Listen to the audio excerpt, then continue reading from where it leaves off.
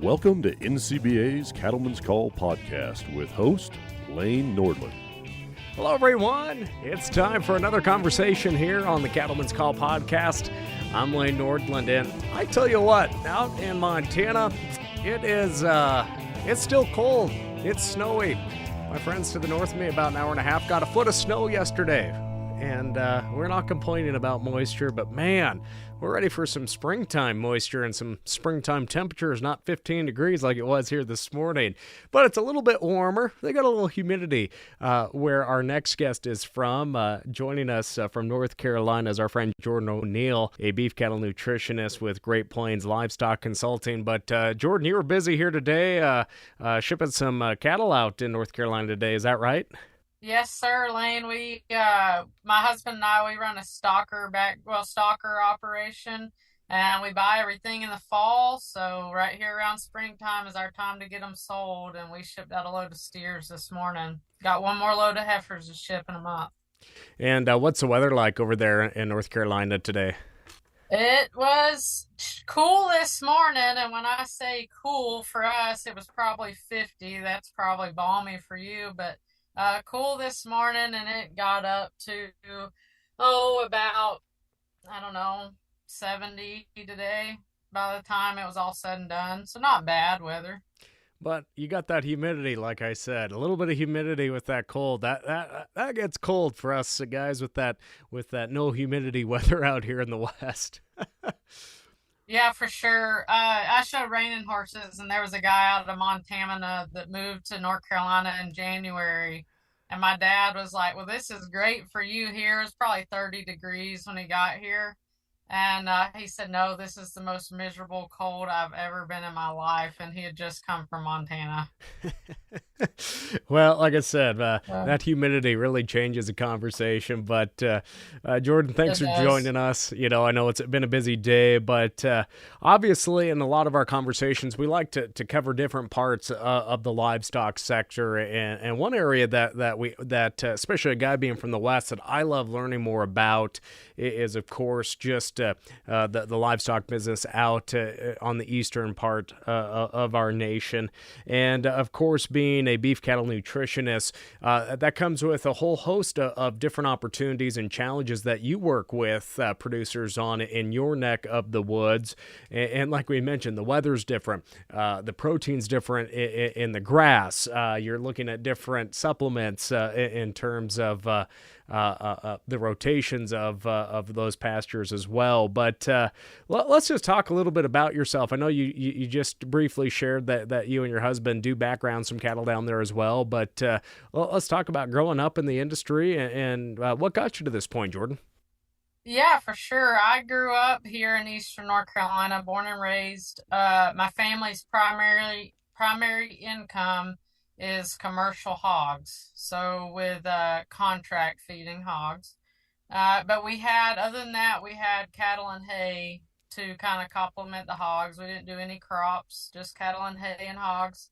And I would say that's another thing about the East Coast that is a challenge compared to the Midwest, is the mindset of producers and the priorities where they have their priorities lying, and how that impacts the beef industry here. But grew up with that, did a lot of mowing grass for the hog houses. My sister and I showed livestock very strongly. I also showed reining horses. And so being my upbringing in livestock plus the reining horses, that combination took me to the Midwest for my undergraduate and graduate degrees. And then got a really good offer to come back here to North Carolina State for my PhD in beef nutrition. I married my husband from Southwest Kansas, and so I drug him to North Carolina with me. It took him about probably 3 or 4 years to get adjusted to the weather, the trees, the mental mindset of the cattle industry, because he was used to 50, 70,000 head yards where he pen rode at. But he's come around really good and gained a lot from it as well as I learned a lot going to the Midwest. But we've been here the last 5 or 6 years. And just latched on to opportunities that I didn't have growing up with this stalker deal. That if I hadn't have gone to the Midwest, we probably wouldn't be doing it. If I'd have just stayed in North Carolina, just learned so much out there and brought it back here and started doing it here, and it's gone really, really well. Now, Jordan, is there a lot of stalker activity out there, or is this something that your neighbors are also learning more about? It's growing more and more. When I was younger, I hardly heard about it at all occurring, any backgrounding, any stalker. And I would say the majority of cow-calf producers on the East Coast are still not doing that. But I think it's growing more and more. You had cattle buyers that were doing it, but more and more producers are taking on that role because they're realizing the value that they're giving up to the order buyer. But there's still hard-headed ones that don't want to take the effort to do it either. But yeah, I see more and more of it occurring, and more people asking about rations and creative ways to grow those cattle a little longer. And one thing too is you having that experience of being in the Midwest and probably meeting producers from the Western United States as well. You've been able to watch the drought that has truly just changed the size of the U.S. cattle herd, impacted how producers are running their operations, how many cattle are going down the road. We're seeing that in our cattle on feed reports as well. And of course, that's impacting the forecast for our cattle markets and higher prices and everything like that. So with that drought being such a huge factor for our listeners in the Western United States, how has that impacted the industry in the Eastern United States for producers like yourself and the clients that you work with on the nutrition front? Yeah, for sure. In 2012, 13, 14, I was at Kansas State University and kind of seeing that occur out there. I was in school out there, so I didn't really know how it was impacting home. But I started to see the 2 or 3 year drought starting in 2020, 2021 again. And I was thinking to myself, this is going to happen all over again. And this time around, we actually owned a lot of stalker cattle at the time that it's occurring. And I kind of had an idea of what was going to happen. Not 100% for sure, because it's our first time around selling cattle during this shift. But what I've seen occur is with all the coal cow sales in the Midwest and not holding back as many as replacements, we had some drought occurring in the East Coast, and so they were hit also. But we can withstand with the humidity and the somewhat timely rains coming off the coast that you get some grass growth, and they didn't have to sell off as many head as our Midwest counterparts. So there's just a shift, a more percentage of cattle coming from the east or available as it would be in a typical year. When you compare it where all the cattle are coming from going to feeding. And even from the feeding part, did you even see some more herds kind of getting pushed further east if there was some more lease ground or folks running on some shares just to try to keep those herds and the genetics intact? I did. So with Great Plains Livestock Consulting, I cover from central Missouri all the way to the coastline. And really in Missouri, Illinois, and Kentucky, I've seen a lot of right around 2021, early 2022, cow-calf pairs from your part of the country when y'all were going through such a bad drought in 2021 being shipped to Missouri and Illinois to be, bought and kind of recover those animals. And I would say some more have probably come a little more east, but majority of them right there in that kind of Missouri, Kentucky, Illinois area is where the cow-calf pairs from more drought-stricken areas were headed. And what was it like maybe working with some of your clientele that were maybe taking on some more cattle, running some cattle for people, or maybe even running a stocker operation as well? What was that like on a nutrition conversation and maybe enhancing some of that, making some more roughage decisions and different supplements and whatnot? What were some of those talks like? Yeah, so I ran quite a few rations for beef cattle producers in Illinois and Missouri that have bought some of those thin cattle that you typically wouldn't pack a whole lot of energy and nutrition into a cow calf ration, but they were buying in stressed, thin cows that they needed to try to recover. So we really tried to get the rations a little more nutrient dense in a cow calf diet than we typically would for people that were buying those type of animals that were coming from more western states. And when we look at that, then too, as you mentioned, more folks becoming stockers as well. What are they now looking at too in the cattle that they're buying? Because really, with a lot of cattle being on the market, they can be a little picky too, in the type that they want to run and what they're looking for. So, whether they're preconditioned or just looking at reputation, what has been that conversation like, even for yourself, but also some of your customers out there too? Yeah, I've seen quite a few like stocker feeder calves that are being bought that just they won't really meet their full potential because they struggled with their dams when they were out on drought stricken areas. And that's challenging, it's challenging because producers have struggled with these issues, plus they're maybe not getting quite as good a buy on their calves price for their calves because they are obviously stunted a little bit. I'd say another thing too that I've ran into with some producers, even here on the East Coast, where we've run through some drought this past summer, mineral and getting vitamin A right. Most every mineral that I run across but I visit with producers that they're not using a mineral that we formulate. It'll be really low, like down below 100 KIUs or international units in vitamin A. And with it way that low, if you've got green grass, it's maybe not going to show up as an issue.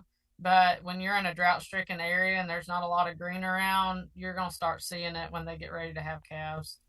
And then they just struggle bad. And what are some other areas as we see more feeding as well, especially maybe on on the East Coast, other than looking at that mineral aspect? What are some other practices that folks have been really wanting to learn more about, or what you've been really just being an aid and resources and sharing information on? Yeah, well, within the last 3 or 4 years, kind of around the time that we started doing the stalkers, and it's really grown here the last couple years, is utilizing some crop ground or cover crops to graze to try to stretch out more forage availability. I've seen that happen more and more often. That's what we do on our operation. Um, so a lot of producers, even in Missouri and Illinois, that typically have more forage available, aren't as much struggling with drought conditions. Missouri still did have some dryness, and they sold a lot of cattle this summer. So they were using more alternative forages such as wheat straw or corn stalks than they probably typically would have in the past. And even further south, I use a significant amount of gin trash as forages and total mixed ration diets. And that's a great way to kind of cut a lack of forage availability, even in these eastern states. And also, when we're feeding cattle, cattle sometimes can waste some of that really valuable feed. And that always comes into our profitability line. What are some tips that producers really need to look at in reducing waste of feed and the forage along with that, whether they're out in the pasture at the bunk or getting fed, out on weed stocks as well, whether that's getting supplemented with hay or barley straw or wheat straw or whatever looks like that, especially as we're trying to get through this calving season for producers who calve here in the spring, but all in setting those calves up for success. I guess what are some of those tips you have for reducing that waste?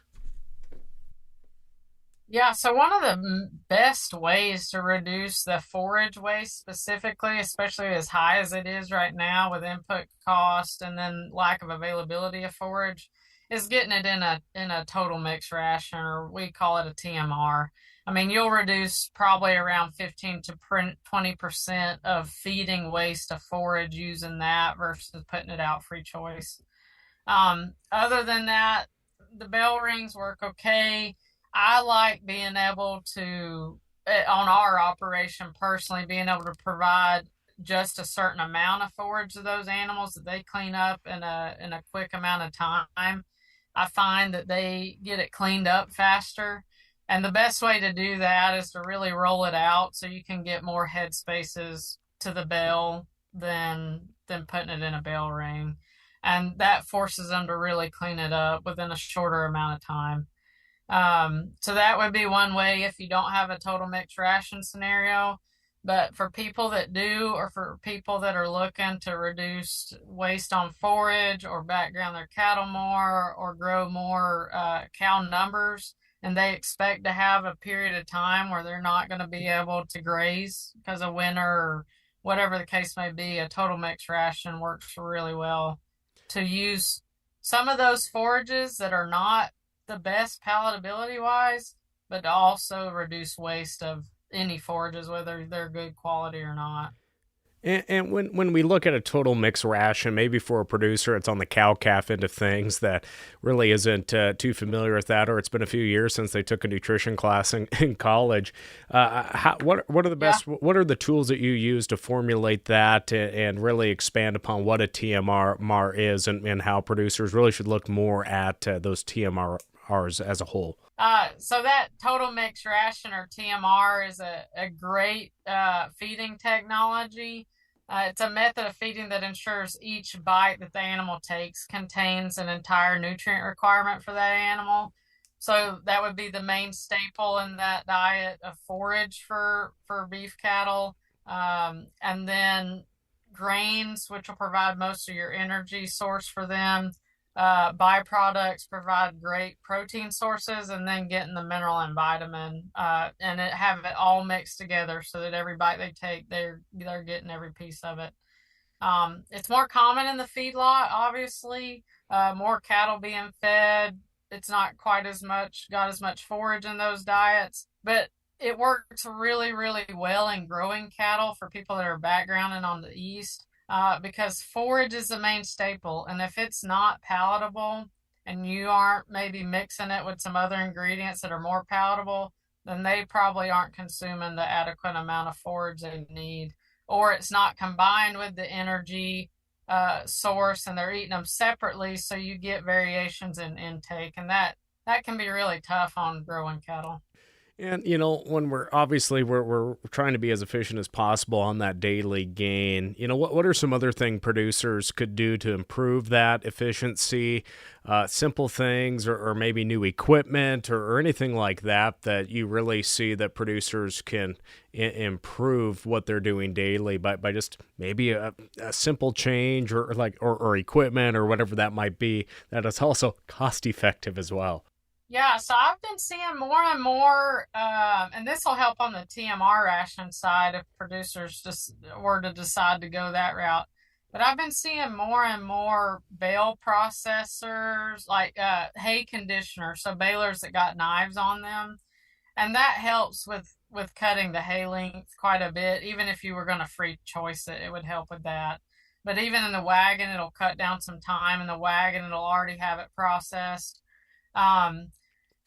Just being able to get forage in those growing cattle, the right amount of forage, because I run into many times where they'll buy the TMR wagon not thinking about how they're going to handle the forage, and I'll develop a well-balanced ration to get the gains right and intakes right on lightweight growing cattle. And they'll either not put enough forage in there because they wanted to put one bale in there, but they got way more cattle to feed than that one bale is going to account for. And so they're not getting the correct forage amount. And we run into acidosis and intake problems and so on and so forth. Or they are looking for efficiency and they put the one bale in there and it's way more than they need. And then they're confused about, I worked with a nutritionist, but my gains are not what you said they were going to be. Well, we look at the ration report compared to how much hay they put in there, and they put way more than they were supposed to because it was convenient to put the bale to the wagon. So really just looking into the details of feeding and how you're going to feed And if you work with a nutritionist, making sure creatively trying to do it how I work with the producers to put it together. And so many producers sometimes say, I have an animal science degree. I learned how to do this all again from college or working on an operation and whatnot. And I'm always from the mind thought or the thought process of it. It's always important to continue to learn and look at resources again to be profitable, to watch your input costs as well. But how important is it just to consult with a nutritionist like yourself a few times a year, and whether that is just a cow-calf producer that is looking to produce the best hay and forage and feed options for their mama cows, or somebody that's a stocker, a feeder, whatever that might be, just how important is it just to look at all that a nutritionist can provide, just advice-wise, input-wise, just to, again, make us more profitable and make sure that herd is in tip-top shape. Yeah, so my goal as a consultant, not being bound to any product company, is I visit with the producer about what ingredients do we have available on farm that you need to get rid of or consume, whether it's pasture, forage, grains that they produce of their own, so on and so forth. All right, well, what is the cost per ton of each of those ingredients? All right, now what are you missing? What do we have available to us? What's the cost per ton of each of those ingredients? And what I do is I sit down, okay, we're feeding cow calf or we're feeding weaned preconditioned calves. Let's take those ingredients and the price per ton of each of those, formulate the diet that's going to meet that requirement or that production goal you're trying to achieve at the least cost. And somewhere around any 20 to 40 cent a head a day and feed cost will make a big difference if you're feeding a lot of cattle. So that's our goal of trying to meet their production goals at the least cost possible, what they have available. But the other thing I would say besides that is me being able to see so many operations and travel so many places that just visiting with somebody and giving them ideas about what we do or what I've seen somebody else do, and just looking at their operation from a mindset of somebody that isn't there every day and picking out creative ways that maybe they could do something a little different. Um, there's a producer up in northeast North Carolina that he had neighbors that planted wheat for cover crop, and we have a bunch of rye and wheat planted that never goes to seed. They never harvest. They never cut it for hay. They never graze it. They just burn it down. Just the typical cover crop mindset. And he was able to put nitrogen on that and a hire a custom chopper to come in and is going to chop that, just because I had mentioned another client in Illinois was chopping and piling wheat. And so he paid a little bit to the farmer that had it out. It didn't cost the farmer much. He's getting more forage available for when he gets ready to background cattle. And just sharing ideas and looking at a person's operation and see where we can get creative is pretty valuable. Well, of course, it's important to share that information, be creative, and I was just chuckling to myself. I've been to North Carolina a few times, but I think the last time I was there, it's been a few years now, but I was a state FFA officer from Montana, and I was down there for the FFA state convention in North Carolina, and I had never seen poultry evaluation before, and I thought that was the coolest thing in the world because we don't have a lot of poultry up here in Montana, and now I was laughing because my nephew was on a team, and I think they got second or third at the state convention about 2 weeks ago here in Montana, which means, hey, agriculture changes. We got poultry evaluation up here in Montana. Have it anywhere. I think I would have been a good at that had I been given that opportunity. But sorry, I was just laughing about that because I was thinking about, man, I'd never seen poultry evaluation. I got to talk to a bunch of FFA members that were a part of it, and they thought we were nuts not having it, but now we do. But you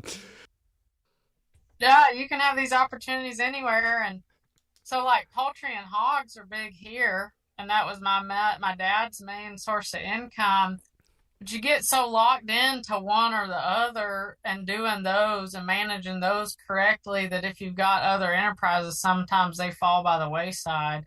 And they complement each other really well. Like cattle and hay complements poultry and hogs really well because they've got to get rid of nutrients and it's on a field or on forage, and they got to maintain the forage, so the cattle maintain the forage. And there's a lot of cattle out here doing that. It's just they don't put the same type of management emphasis to the cattle as they do some of these other entities. And so really it is cool to be creative and share these opportunities with them, and then they'll, I see it adapting all the time. And it's important to adapt, like you said. And Jordan, I know you've had a busy day working cows and probably been on the phone with some of your clients as well. But, if you could give producers just one piece of advice that we haven't covered yet today, or maybe you really want to reinforce with them to improve their nutrition program, what would that be? Yeah, for me, the one piece of advice, I kind of pondered on this for a while, and I've actually shared it with some people, is to just be honest with yourself about the place you're at with your operation regarding your goals and your resources. Because I have so many producers come in and they say, well, I want to do a TMR right now, but we don't have all the pieces. And they jump into it not realizing how long it's going to take to get put in place, and they get disappointed. So I would say just being honest with yourself about where you're at on your goals and your resources for a starting place. And that could include labor, equipment, facilities, feed ingredients, the whole 9 yards. And then take that honesty and work towards a strategy to least cost it. I do a lot of least cost kind of scenarios for cow-calf as well that aren't using a TMR, just grazing and maybe supplementing. But I would give one little caveat to that on being honest where you're at. Do not let it limit or cripple you into not being creative or thinking outside the box, or gradually moving to where you want to be on a more efficient level as far as nutrition and feeding cattle. I've got quite a bit of TMR producers that they don't have the best commodity shed, silage setup, but they make it work. They make it effective. They make sure they're following rations that I provide them. And it isn't fancy and it's really cheap, but they get it done. And so I would say be honest where you're at, but think forward about being creative. Very, very important words of advice there. And again, Jordan O'Neill, our guest today, cattle nutritionist with Great Plains Livestock Consulting and a producer herself there in the great state of North Carolina. Any last thoughts you would just like to share with us here today as we wrap up our conversation on the Cattleman's Call podcast? No, I don't think so. I would say not much, just feel free to reach out. We've got 8 consultants across the U.S. that'd be happy to meet with people. We've got one in your state, Lane, in Montana, Luke Miller. He's really good. So just feel free to reach out to us. We're really non-biased and we're not bound to anything, so we can be honest about, whatever's put in front of us. And just keep eating beef. I mean, it's a really good industry. My husband and I, we love it. We love growing these feeder calves here, and I love consulting with a lot of different producers. I think it marries really well what my husband and I personally do to what I do, visiting with producers all over the country. It's funny you bring up Luke. I was just at an operation about 40 minutes from our house that has been in growing hydroponic barley shoots for some time, the McCafferty Ranch. And they've just transitioned their whole setup to a brand new state-of-the-art facility where they're sprouting mainly barley seed. and it's about 3 days after sprout when it's meeting peak nutritional value, and then they're putting that on a conveyor belt right into the mixer, putting straw in with that. They're finishing their it's grass finished or grass started sprout finished, because it's still a sprout, so it's not a grain yet. But they've been supplementing their cow herd with that too, and they work with Luke. So that's a small world. I forgot that he was with Great Plains. Yeah, he had mentioned, I think the governor went out there to that ranch and kind of highlighted everything. Yeah, Luke's a great one to interact with. There was a gentleman in New York. We didn't get too far to working with him, just kind of the beginning stages, but they were thinking about doing some of that aqua forages over there, and Luke was a great resource because he's working with that ranch there in Montana. And it's cool. They're going to be selling these. We'll do a podcast on this. It's a great. I'm very intrigued. They're working with an automotive kind of company to come in and create these automated sprout producing facilities, and they're literally just watering the sprouts. And it's not like the fodder that used to look like you get your root mass and then your sprouts, and then that weigh like 70 pounds, and you try to go feed that to cows. That's what they did do. But they just have totes. It looks like the old meat totes that you'd have in the meat shop there in college. And it's filled with sprouts, and it's all automated. It has a robot that goes around, and I mean, it was cool. Cattle are amazing. The cattle are amazing on what they can use to eat. I've got some producers that get Walmart produce dumped out, and we grind it and put it in rations. I had one producer here in North Carolina on the Wilmington port. They ship a lot of stuff in. There was some tomato pumice that was supposed to go to dog food that got rained on, like 500 tons of it. And they can't put it to dog food anymore. And he was going to get paid to haul it away, and we've worked it into his feed rations and are going to feed it. I mean, it's crazy.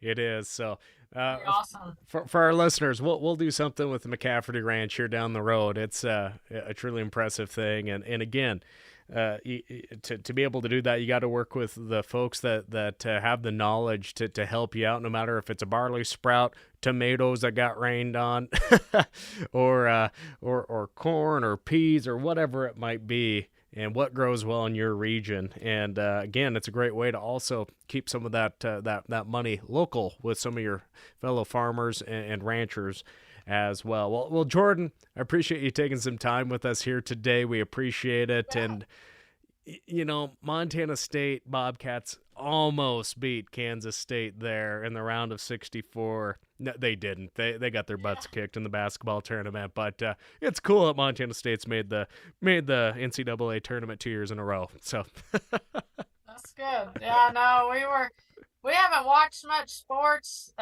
We were going to start watching them if they made it past the K-State, if they made it past the most recent one that they lost. But no, it was good. No, my husband and I, we love Kansas State. We actually spent a summer up in Montana. My husband and I both did with Shipwheel. Yep, Clinton Laurie.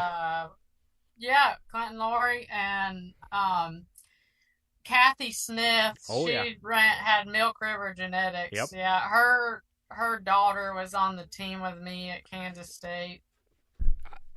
So we got really close with them. Very, very good friends of mine, and I've been on a lot of Angus tours with Kathy, a lot of bus miles, and she's fun. Good friends with the Swansons. We were just down in Argentina. Well, it'll be coming up on a year. We went on a beef genetics trade export, and those Argentine producers are coming up here in about 2 weeks. We're gonna take them up to Shipwheel there at Chinook, and it's awesome.